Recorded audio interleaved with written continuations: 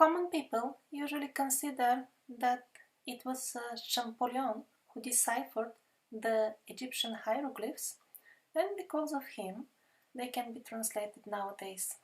But if you delve even a little bit in history, you will easily find out that people were reading the hieroglyphs even before that. The problem with reading them the traditional way was that full passages with Bible content were shining from the walls of the Egyptian temples, and that was not allowed because those temples were artificially sent thousands of years back in history. There was a dictionary, so to say, guide how to read the hieroglyphs by Horapollo, and that was natural to exist because when in Egypt they shifted from hieroglyphs to other writings, there was the need of a dictionary, and Horapollo compiled it, and it worked fine. If it was mistaken, then the result would be some sort of unintelligible text.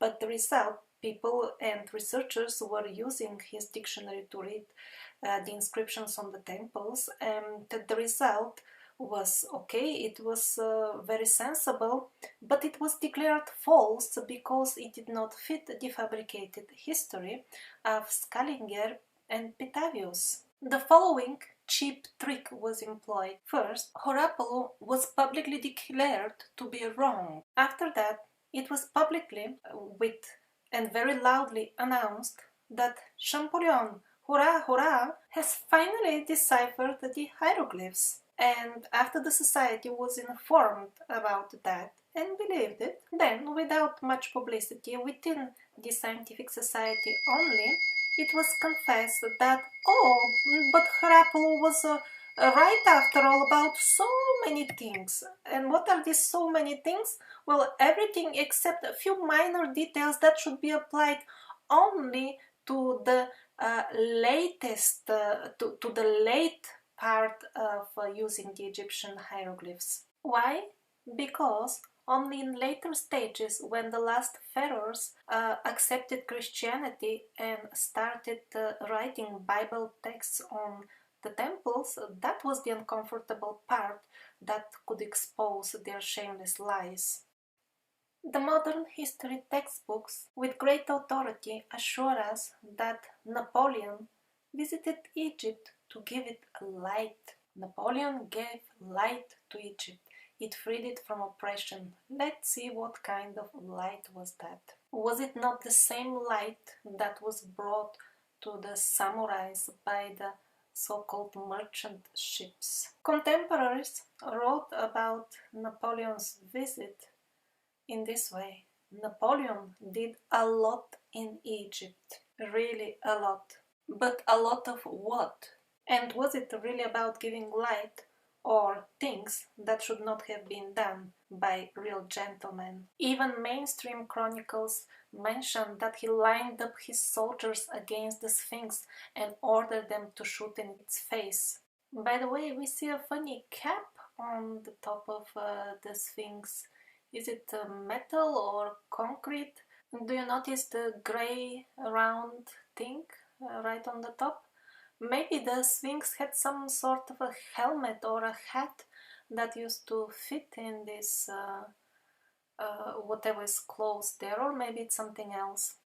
Along with Napoleon, with his army, were traveling many scientists, writers, and painters. Let's see what were they exactly doing in Egypt. In the second half of 16th century, Pierre Bellon reports that the outer casing of the Great Pyramid is completely intact and looks newish. Jean Chenot is the secretary of the French embassy in Egypt, and in 1548 he records that most of the outer casing of the Great Pyramid is still intact.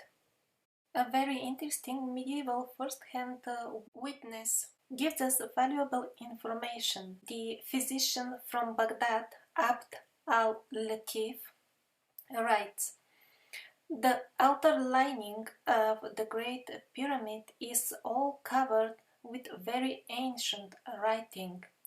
Nobody understands anymore this writing.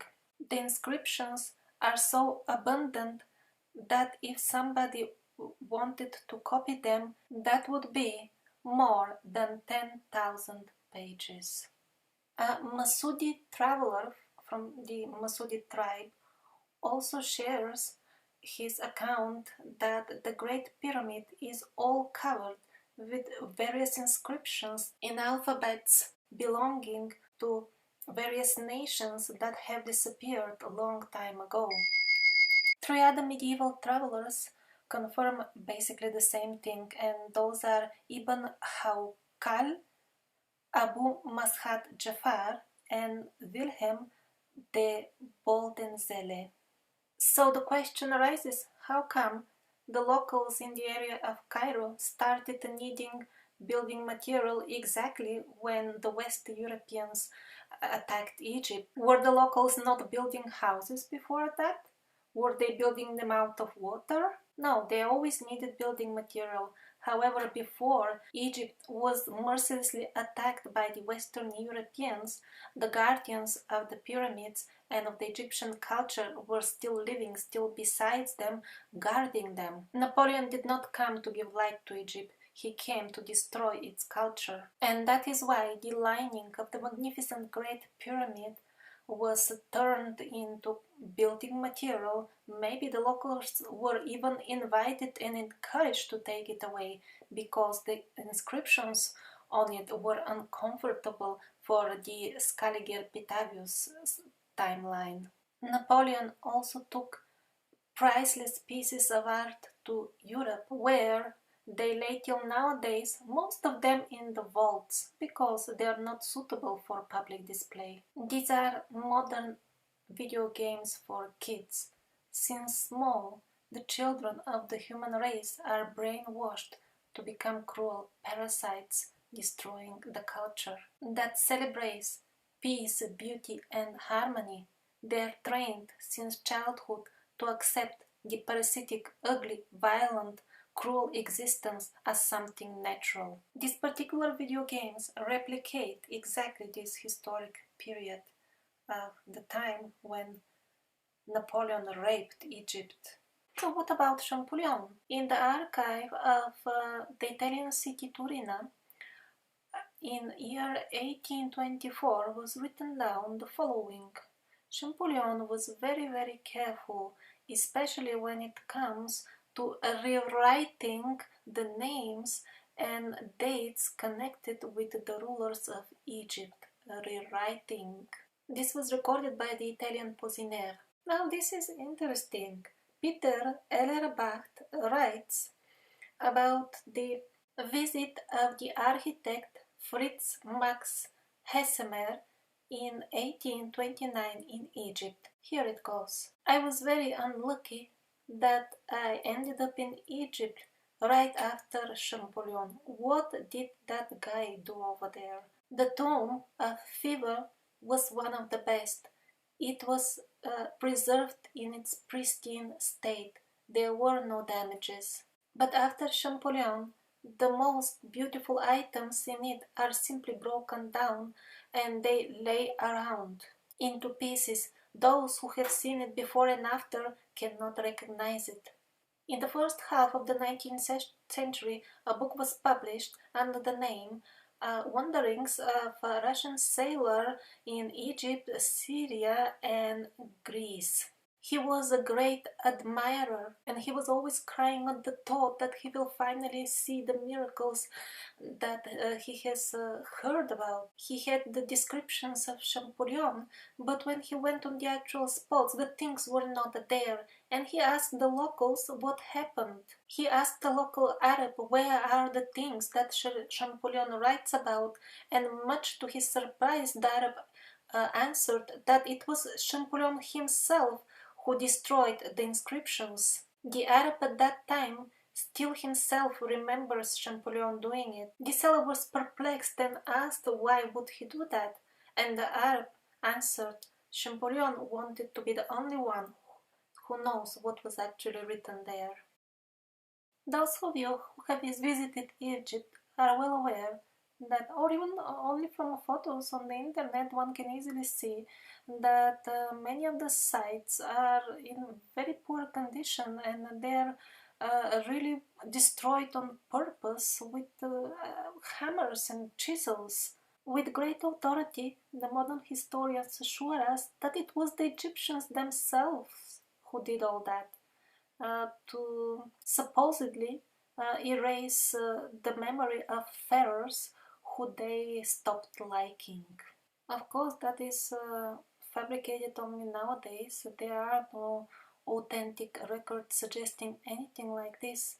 And even if we just think with our own head a little bit, we'll find out that such scenario is quite fishy. Why?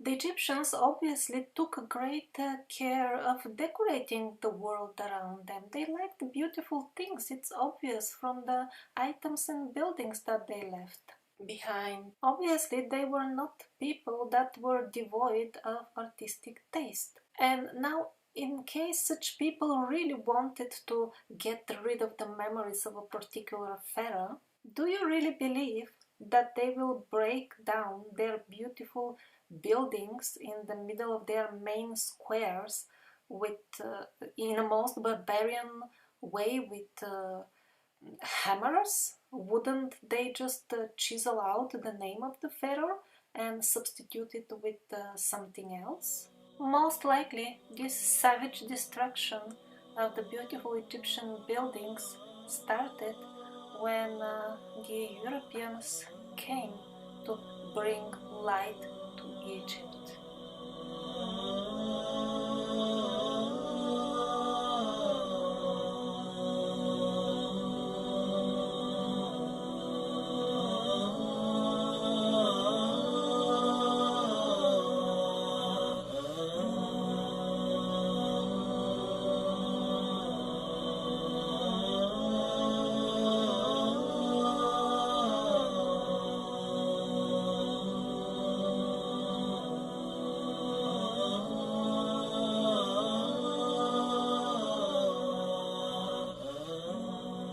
Mainstream scientists swear up and down that the pyramids were built as tombs of the pharaohs, but I find this highly unconvincing because all tombs are with paintings inside, full of inscriptions and of completely different shape. There is plenty much more reason to believe that they were built for harvesting some sort of energy, but since the authorities don't want our attention to be attracted to such ideas as free energy, they persistently try to distract us with the talks about tombs, funerals and burials. They are not planning for us to have access to clean and beautiful building materials like the geopolymers that the ancients were using without poisoning Mother Earth, and that is why they pretend that they haven't yet heard about the scientific work of Joseph Davidovich and many others who are very convincing in showing that geopolymers were widely used in ancient Egypt. More details in my video. It's of 2 parts and it's called Ancient Advanced Building Materials. Also some interesting stuff on who might have built the Great Pyramids you can find in the description under link number 10. That's an external link to a remote viewing project. Very interesting. The story of the survivors that I'm telling you can remain for some only as a distant, beautiful fairy tale and not something useful and practical in daily life. I would like to recommend a book to you, a book that will help you in a very practical way how to start from today taking advantage of your royal heritage of your forefathers, the survivors. It is an international bestseller. It is written by an amazing shaman. Yes, that is the book of Barbara Marciniak, and it is available absolutely for free, read by her personally, under link number 11 in the description. And under link number 12, you can download another equally amazing book. There is a link saying download original or something like that, and it works.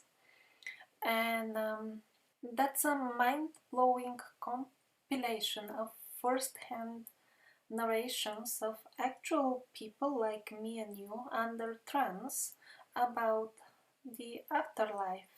I can't recommend especially the last one enough because I constantly mention that the survivors were putting their main stress on spirituality, and yet after that I say that nowadays we don't even have an idea what is spirituality even all about, what to speak of practicing. The percentage of people at least who understand it, it's very very small. Mostly even our very idea of spirituality is absolutely distorted by the religions, which barely have anything religious left in them. But instead of being always negative and reminding you that there is nothing religious left, I wish to tell you what is the true spirituality and tell you through the voices of many people who speak in trance and tell us the same thing. Okay, so that's all about the Michael Newton's book Journey of Souls. And after that, I would recommend you more selected quotations, again from people in trance, and that can be found in a playlist on my YouTube channel. The name of the playlist is Scientific Research into the Afterlife and Astral World. It is read by a computer because the material is just really a lot. None of that is composed by myself. It is all quotes from patients under trance, and it has been all recorded by trained psychiatrists.